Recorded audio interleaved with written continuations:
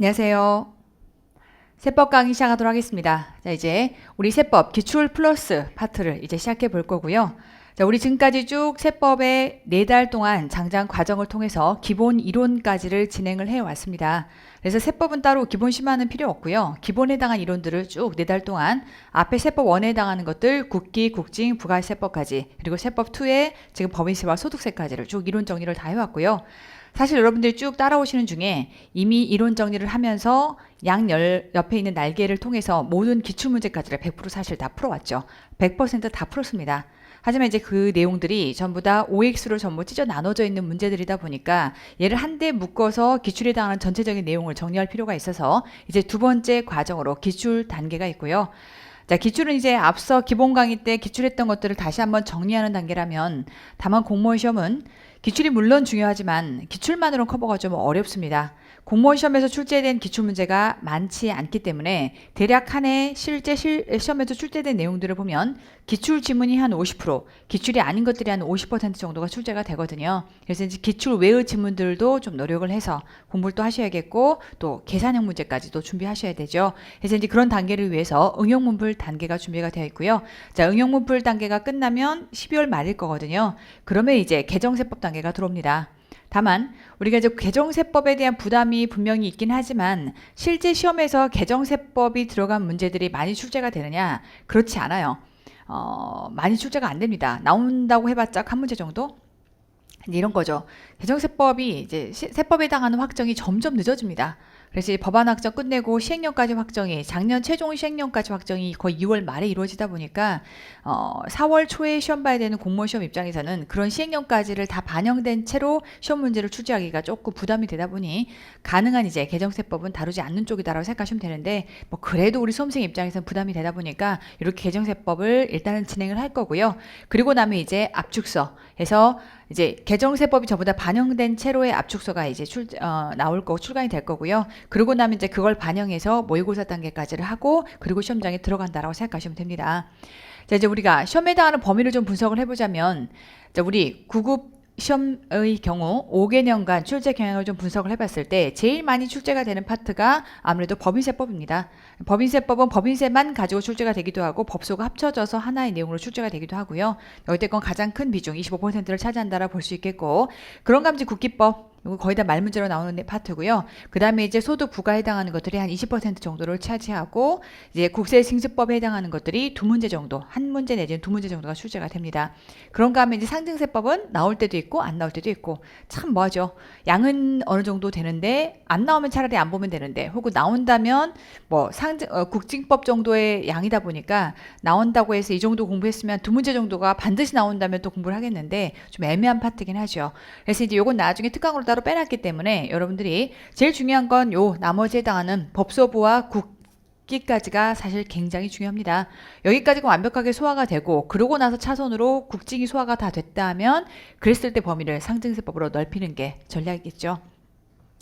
자, 이제 계산형 문제. 우리가 보통 시험 문제가 어려웠다더라라고 할 때는 이제 계산형이 출제가 됐을 때 보통 어렵다라고 얘기를 합니다. 자, 계산형이 지금 거의 징검다리 형태로 냈다가 안 냈다가 냈다가 안 냈다가 이러고 있는데 그럼 이제 순서상 따지면 24년도에 나왔으니까 안 나올 차례냐? 또 그렇게 말하기도 뭐하고요. 자, 출제된 문항을 보면 2문제, 3문제, 4문제 점점 계산형 문제의 비중도 넓히고 그리고 이제 출제를 하고 있는 방향이다라고 생각하시면 되니까 뭐 어찌됐건 안 나오면 다행이지만 나온다면 대비를 해봤던 사람과 안 해봤던 사람들은 완벽하게 차이가 납니다. 그래서 이제 25년도 시험을 준비하시는 분들이라면 당연히 계산형 문제는 대비를 좀 하고 들어가셔야겠죠. 자, 기본적으로 계산형 문제가 출제가 된다라고 할 때 무조건 나온다라고 볼 수 있는 부분이 법인세 파트. 법인세에 해당하는 것들은 계산 문제가 무조건 나옵니다. 그 다음에 이제 제일 많이 나오는 게 부가세법 그리고 소득세 파트라고 생각하시면 되는 거고 뭐 나머지 국징에서나 뭐 국기에서도 한 문제씩이 나올 가능성들은 있을 수 있으나 주로 계산형 문제를 선언 문제를 출제한다라고 했을 때는 법인세 그리고 부가세법 그리고 소득세법 이렇게 순서로 법인세법에 가장 큰 비중을 두고 계산형 문제가 출제가 된다. 이 부분은 이미 기출된 계산 문제가 많지 않다 보니까 얘를 커버하기 위해서는 추가로 계산 문제를 위한 연습이 좀 필요합니다. 그래서 그 계산 문제를 연습하기 위해서 우리 세법 전체 레벨 3에 들어가 보면 모든 계산 문제가 완벽하게 대비가 되게끔 문제들이 들어가 있으니까 그 레벨 3들을 여러분들을 통해서 계산형 문제는 대비해 보시면 좋을 것 것 같고요. 자, 7급입니다. 7급은 또 특이하게 25문항을 기준으로 출제가 될 때 이때 제일 많은 비중을 차지하는 게 국세 기본법입니다. 국세 기본법이 한 35% 정도 굉장히 큰 비중을 차지하고 있죠. 그런가 하면 여기에서 이제 나머지 법인세에 해당하는 거 21%, 부가세법 그리고 소득세법에 해당하는 게 17%, 15% 정도 차지하고요. 자, 국징법도 적지 않습니다. 그래서 국기와 국징만 두 개를 합쳐도요, 46%이기 때문에 거의 절반 가까이 해당하는 비중을 차지하는 거라, 기본적으로 시급시험을 준비하신다라고 하게 되면 이쪽 파트의 말 문제를 완벽하게 대비하실 필요가 좀 있겠죠. 이렇게 해서 이제 상증세법은 나올 때 있고 안 나올 때 있는데, 오히려 이제 9급보다는 출제 빈도는 훨씬 더 적다라고 보시면 되겠고, 자, 마찬가지로 계산형 문제입니다. 7급은 무조건 나온다고 보셔야 돼요. 마찬가지로 계산형에서도 법인세 파트에 좀 많이 힘이 실려있는 편이고요. 법인세가 아니라면 기본적으로 그 다음에 부가세법 그리고 소득세법 이렇게 계산형 문제가 출제가 되고 있고, 자, 무조건 나온다고 보셔야 됩니다. 그런데 또 희한하게 9급보다 지금 문항수는 적은 편이죠. 우리 9급 문제 20문항, 그 다음에 7급 문제 25문항. 그런데 지금 9급에서는 작년의 경우 계산형 문제 4문제. 근데 지금 똑같은 해에서 23년도에 우리가 시험을 치렀을 때, 23년도 시험을 작년에 치렀을 때는 2문항이 출제가 됐습니다. 그렇지만 어쨌건 7급 시험은 계산의 문제가 무조건 나오기 때문에 이 부분에 대한 대비도 세법 천재 레벨 3를 통해서 대비를 해주시면 좋을 것 같고요.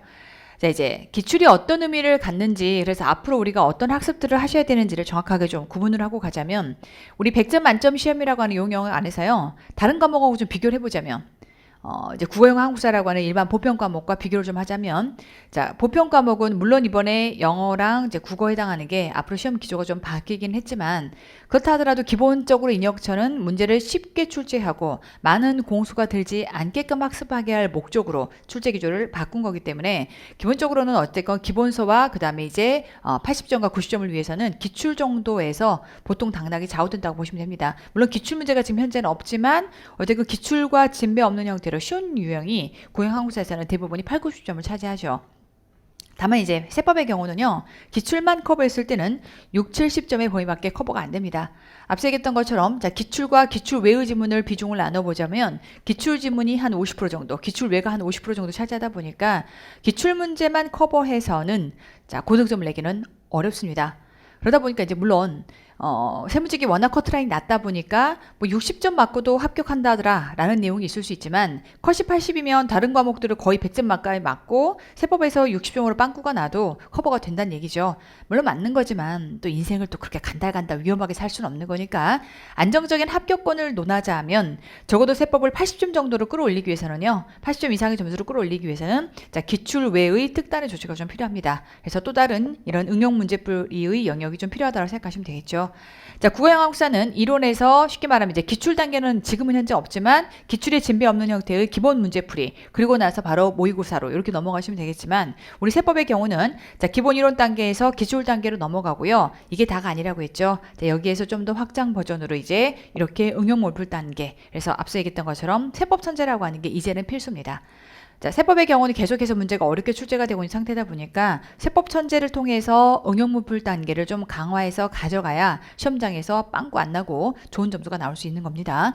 자, 그리고 나서 이제 모고 단계로 이렇게 기본적으로 커리가 이어져 있고요. 왜 도대체 기출만 갖고는 커버가 안 되는 거냐라고 할 때 딱 요거예요. 우리 세법 기출이요, 문제가 많지 않아요.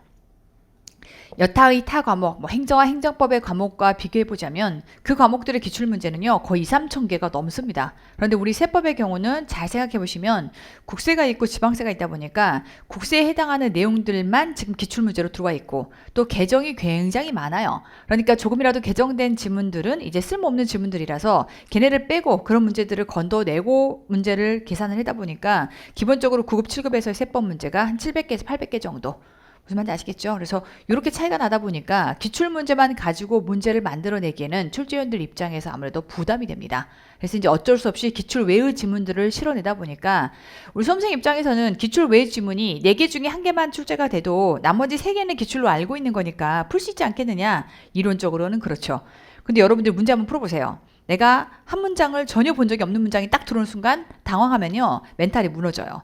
그럼 나머지 알고 있는 3개의 지문들도 헷갈리기 시작합니다. 네, 그렇기 때문에 가능한 제일 좋은 방법은 기출뿐만 아니라 기출 외의 지문까지 중요하다라고 하는 부분들까지를 전부 다 커버해서 볼 수 있는 게 중요하다 보니까 우린 뒤에 가서 응용 문제 단계까지를 같이 보실 거고요. 네, 그럼에도 불구하고 가장 중심이 되는 건 기출입니다. 그래서 기출을 먼저 완벽하게 단계적으로 학습을 끝내고 그리고 나서 응용 문풀 단계로 이렇게 여러분들이 타고 넘어가셔야겠죠. 자, 지금 우리는 기출 단계를 통해서 적어도 시험 점수의 60, 70%를 커버를 해야 합니다. 그래서 60, 70%를 커버를 하려면 나와 있는 기출 문제만큼은 완벽하게 내 것으로 소화를 한다라는 전략이 일단 필수가 돼야겠죠. 그리고 나면 나머지 기출 외 지문에 해당하는 것들을 30, 40% 영역으로 이렇게 가져가실 거고, 자, 이 기출 지문을 정리할 때는 이런 거죠. 지금까지 쭉 출제됐던 시험 문제의 양상은 옳은 것과 옳지 않은 것을 고르라고 할 때 옳지 않은 것을 고르는 문제가 대부분이었어요. 그러면 4개의 선지 중에서 3개가 옳은 지문들이 들어오다 보니까 대부분 옳은 지문들이 기출 지문으로 많이 들어가 있거든요. 그런데 각각의 지문들을 출제위원이 재탕해서 쓴다라고 하게 되면 옳지 않았던 지문은 물론이거니와 옳은 지문들도 오답을 팔 가능성들이 굉장히 높습니다. 그래서 어떤 부분들이 오답으로 나올 수 있을지에 해당하는 것들을 오답 지문을 정리하는 게 굉장히 중요하겠고요. 그래서 일단 출제된 오답 지문 100% 정리를 할 것이고, 그 다음에 정답 지문 외의 오답 유형들을 OX 필살기를 통해서 정리해 볼 필요가 좀 있겠죠. 그래서 기출을 학습하시는 중에 OX 필살기를 같이 여러분이 학습을 하시면 굉장히 효과가 배가 될 것 같습니다.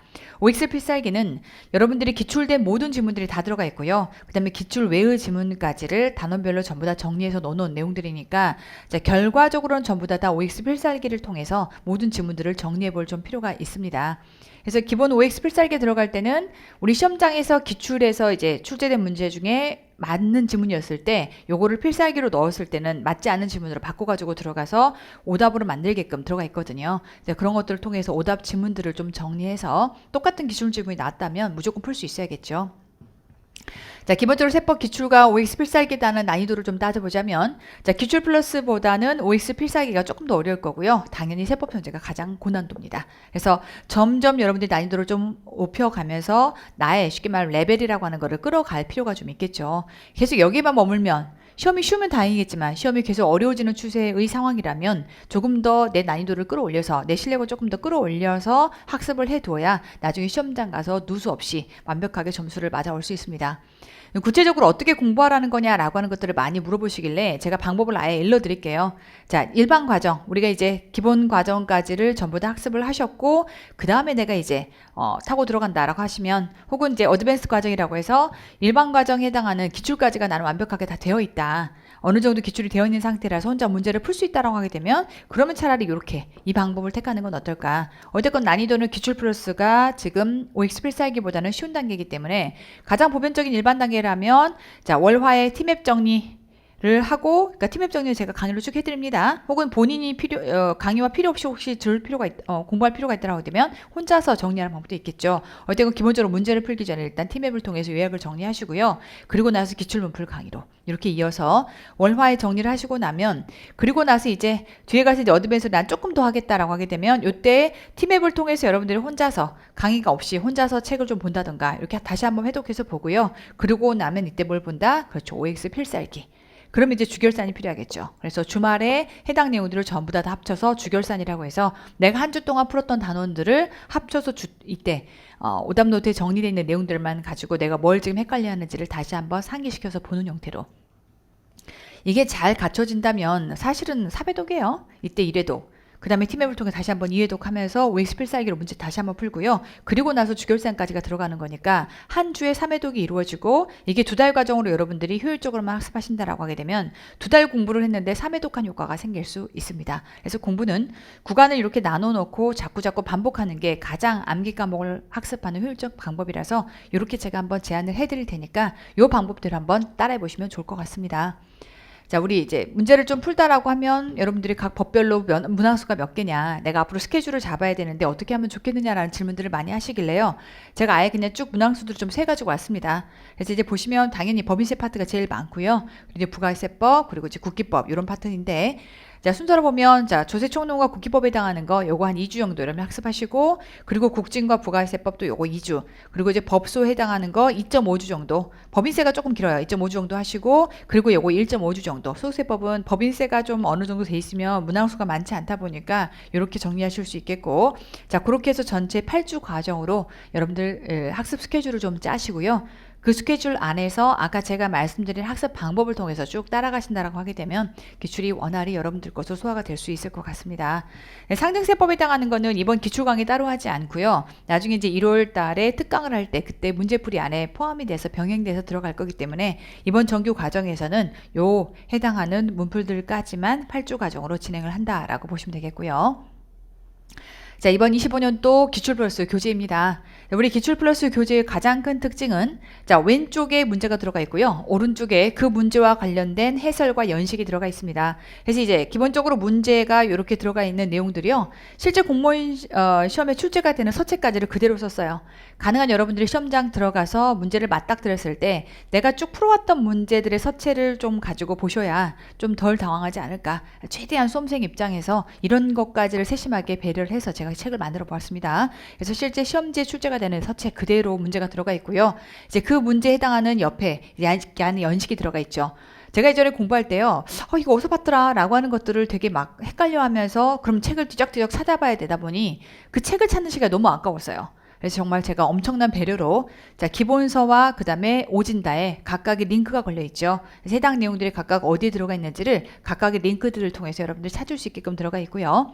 자, 그런가 하면 이제 난이도와 출제 가능 지수까지가 들어가 있기 때문에 이 문제가 어려운 유형인지 아니면 내가 그냥 쉬운 유형인데도 불구하고 얘를 헷갈리고 있는지를 해당 내용들을 통해서 좀 체크를 해보시기 바랍니다.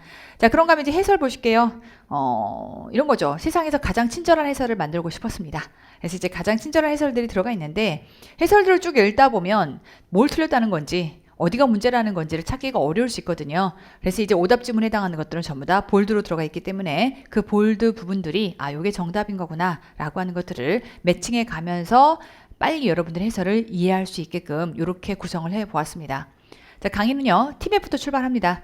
각 단원별로 티맵 정리가 쭉 들어갈 거고요. 그리고 나면 이제 연결해서 그 내용들이 기출문제 풀이로 이렇게 연결되게끔 티맵 이론 정리하고 기출문제 풀이로 이렇게 강의가 진행될 겁니다.